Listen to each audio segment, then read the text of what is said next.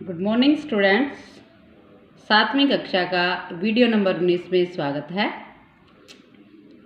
आज हम रुचिरा का चौथा पाठ पढ़ेंगे। पाठ का नाम है हास्य बाल कवि सम्मेलनम। ध्यान से देखिए, हास्य बाल कवि सम्मेलनम। क्या अर्थ हुआ इसका? हास्य के, बालक, कवि, कवियों का, सम्मेलन अर्थात हास्य कविताओं को सुनाने वाले बाल कवियों का सम्मेलन। इस पाठ में क्या है, छोटे छोटे बच्चे हैं और वो अपनी कविताओं के द्वारा हास्य व्यंग श्रोताओं को सुनाकर मुग्ध करते हैं। छोटे छोटे बच्चे हैं और उनकी कविताएं व्यंग से भरपूर हैं। तो आइए इस पाठ को हम पढ़ना शुरू करते हैं। पाठ में देखिए, यहाँ लिखा हुआ है अव्यय प्रयोग है। क्या मतलब इसका? इसका अर्थ है कि इस सारे पाठ में अव्यय का प्रयोग है।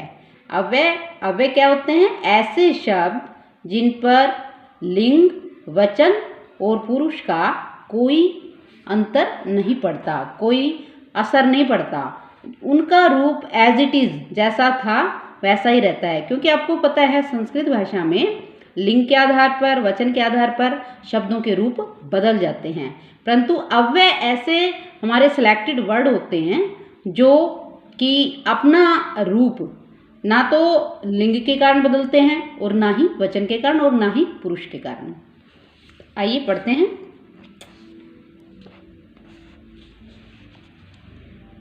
विविध वेशभूषाधारिणः चत्वारः बालकवयः मंचस्य उपरि उपविष्टाः सन्ति।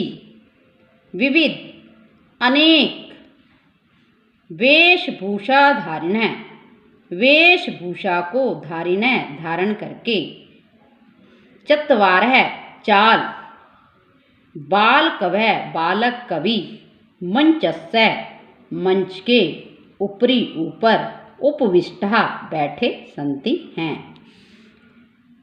अनेक या विभिन्न प्रकार की वेशभूषाओं को धारण करके चार बालक जो कवि हैं, चार बालक कवि मंचस्य मंच के उपरि ऊपर, उपविष्टः सन्ति बैठे हुए हैं। रंग बिरंगे उन्होंने ड्रेस डाल रखी है और वो बालक कवि हैं, वो मंच के ऊपर बैठे हैं। अधः का अर्थ होता है नीचे, श्रोतारः सुनने वाले, हास्य कविता हास्य से भरपूर कविता को, श्रवणाय सुनने के लिए, उत्सुकाः सन्ति उत्सुक, सन्ति हैं उत्सुक हैं, कोलाहलम च कुर्वन्ति कोलाहलम का अर्थ होता है शोर कर रहे हैं और शोर कर रहे हैं। अधः नीचे, श्रोतारः सुनने वाले, हास्य कविताओं को सुनने के लिए उत्सुक हैं और शोर कर रहे हैं। फिर देखिए, अनेक वेशभूषाओं को धारण किए हुए चार बालक कवि मंच के ऊपर बैठे हैं और नीचे सुनने वाले हास्य कविताओं को सुनने के लिए उत्सुक हैं और शोर कर रहे हैं। संचालक है, संचालक होता है सूत्रधार अर्थात एंकर जिसे बोलते हैं। जब हम कोई भी स्टेज का प्रोग्राम होता है तो उसको, स्टेज को कंडक्ट करने के लिए कोई ना कोई होता है, तो संस्कृत में उसको संचालक मतलब जो भी प्रोग्राम होता है उसको चलाने वाला, उसकी खबर, उसके बारे में बताने वाला भी कि अब आपके सामने क्या पेश होगा, अब आपको क्या दिखाया जाएगा। संचालक वो होता है। संचालक क्या कहता है? अलम कोलाहलेन, अलम मत करो, कोलाहलेन शोर मत करो। अद्य एक होता है अधः, ऊपर आया था, ये देखिए यहाँ था अधः, इसका अर्थ होता है नीचे, लेकिन ये है अद्य। अद्य परमम हर्षस्य अवसरः, अद्य आज, परमम बहुत, हर्षस्य खुशी का, अवसर मौका है। आज बहुत खुशी का मौका है। यत यत का अर्थ है कि अस्मिन अस्मिन इस कवि सम्मेलन में काव्य हंतारः काव्य कविताओं की हत्या करने वाले, काल्यापकाश्च और समय को बर्बाद करने वाले, भारतस्य भारत के, हास्य कवि धुरंधरा हंसी की कविताओं में, धुरंधरा सबसे अग्रणी सबसे आगे गिने जाने वाले समागतः आए हैं।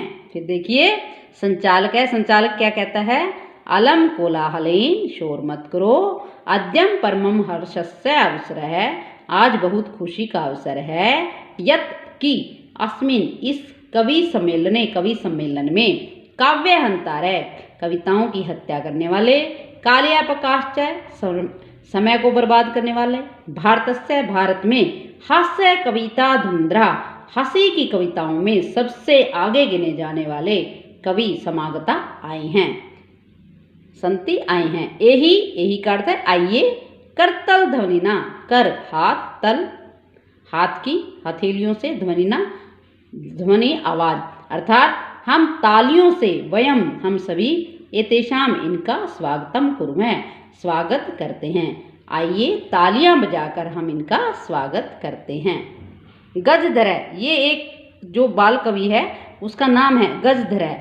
सर्वेभ्यो ऐरसिकेभ्यो, सर्वेभ्यो सभी, ऐरसिकेभ्यो ऐरसिकेभ्यो जो कविता में इंटरेस्ट नहीं रखते, जो कविता में रुचि नहीं रखते, नमो नमः उन सभी को नमस्कार। देखिए क्योंकि ये हास्य व्यंग की है कविताएं या हास्य व्यंग का आपका पाठ है, तो इसमें क्या उसने क्या कहा है गजधर ने, सबसे पहले यही कहा कि सभी जो कविताओं में रुचि नहीं लेते, अर्थात जो कविता में रुचि नहीं लेगा वो क्या श्रोता होगा।